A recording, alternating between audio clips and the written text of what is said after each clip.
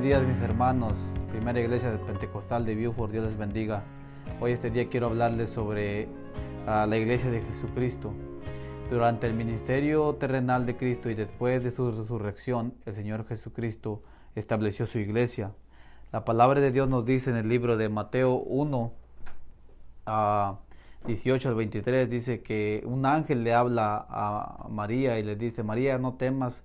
Dice, porque lo que es engendrado de tu vientre, el Espíritu Santo es. En el capítulo 23 dice: he aquí una virgen concebirá y dará a luz un hijo, y llamará su nombre Emmanuel, que traducido es Dios con nosotros.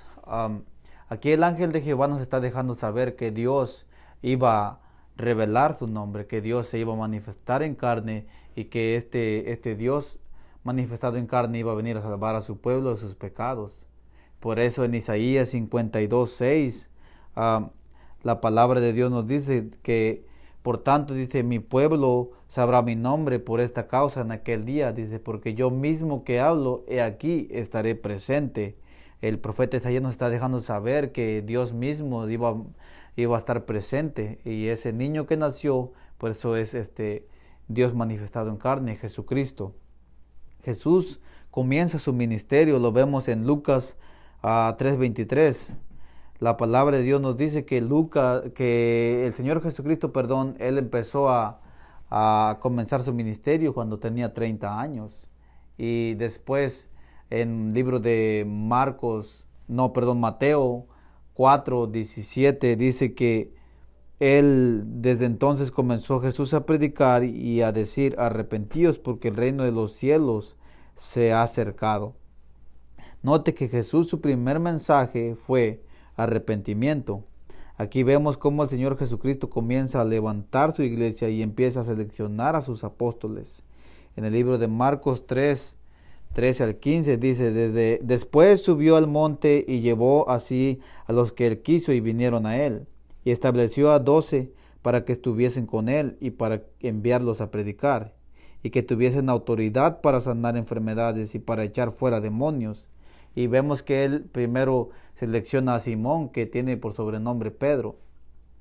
¿Por qué elige él primero a Pedro? Es porque en la Biblia, en la palabra de Dios, todo se conecta a una sola dirección. Él selecciona primero a Pedro porque él tiene un plan con Pedro, y Pedro es el que va a quedar como dirigente de la iglesia de Jesucristo.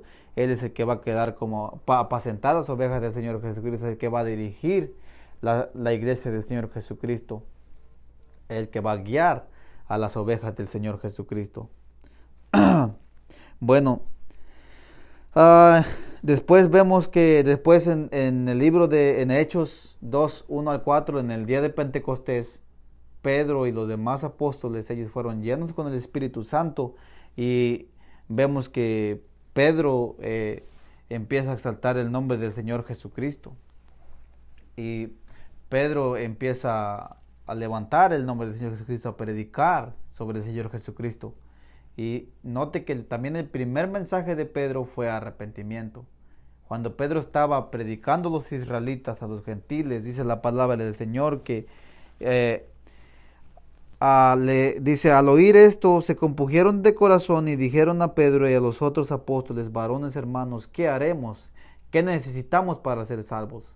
Pedro les dijo: arrepentíos y bautícense cada uno de vosotros en el nombre de Jesucristo para el perdón de los pecados, y recibiréis el don del Espíritu Santo. Hermanos, si tú quieres ser parte de la iglesia de Jesucristo, tenemos que arrepentirnos si queremos ser parte de la iglesia del Señor Jesucristo. Si queremos ser parte de la iglesia de Jesús, tenemos que nacer de nuevo del agua y del Espíritu. Tenemos que entrar a las aguas, ser bañados con la sangre del Señor Jesucristo, ser sellados con ese nombre, invocando su nombre.